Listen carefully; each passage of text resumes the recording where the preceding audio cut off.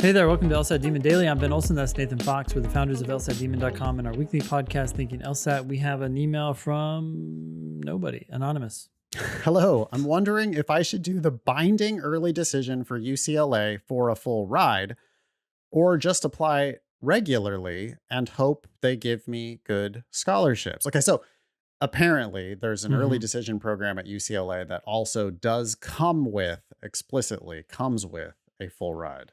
Yeah.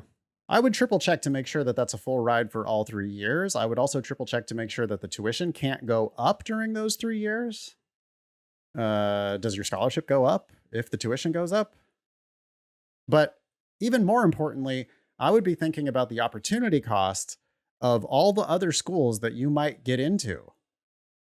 You know, if you're pretty confident that you're going to get in and get a full ride to UCLA, then that also means that you potentially could get into Stanford or Berkeley or who knows where. And if you apply binding to UCLA, they might enforce that on you, even if you did get into Stanford. Are you really willing to walk away from Stanford actual law school to take this scholarship to UCLA? Maybe you are, in which case I give you my blessing. Yeah, you're putting so much weight into one school. And if they're going to accept you for a full ride with their early decision program, I think they're going to do that for their regular program. And you're really hamstringing your leverage. I'm just combining a lot of words there, but you're limiting yourself and you don't know your potential. I would just apply broadly. Always apply broadly.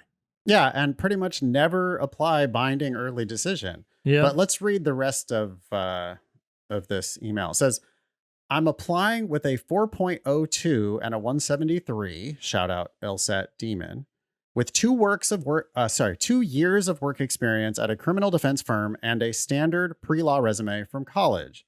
I'm not sure what type of law exactly I want to practice yet, but I know I want to stay in SoCal after law school. So I've been looking at primarily California schools.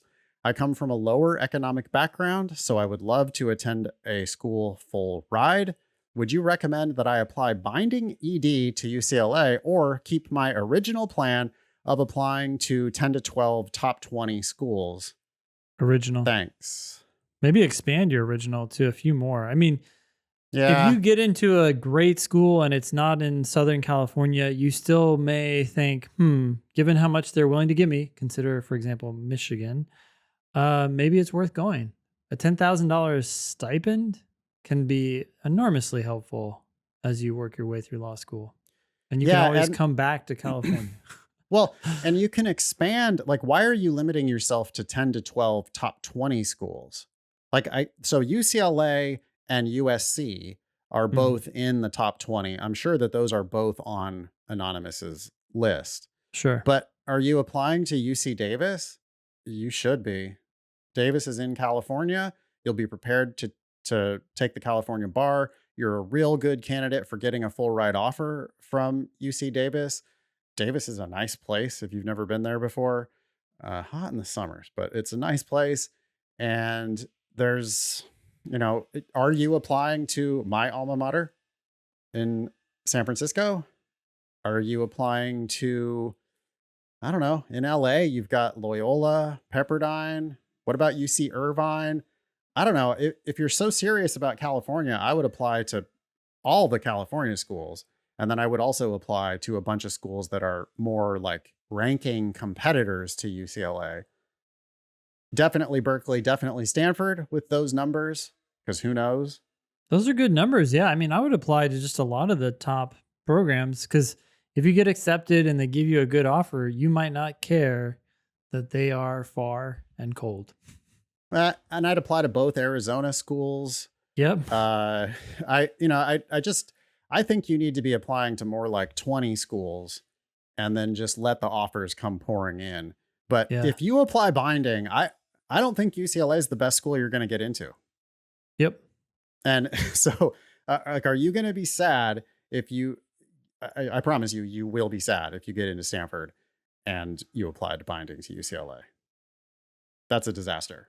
If you get into Stanford, you have to go. I mean, I really believe that. And because, by the way, Stanford does need-based aid. So presumably if you go to Stanford, like they're going to charge you the tuition, but they're also going to give you need-based aid to cover the tuition. And if you apply binding to UCLA, right? There's like, don't even apply to Stanford. Yeah. The reality is you have to apply to Stanford. You have to get accepted. You then have to figure out what the need-based aid would be, right, and then make a decision.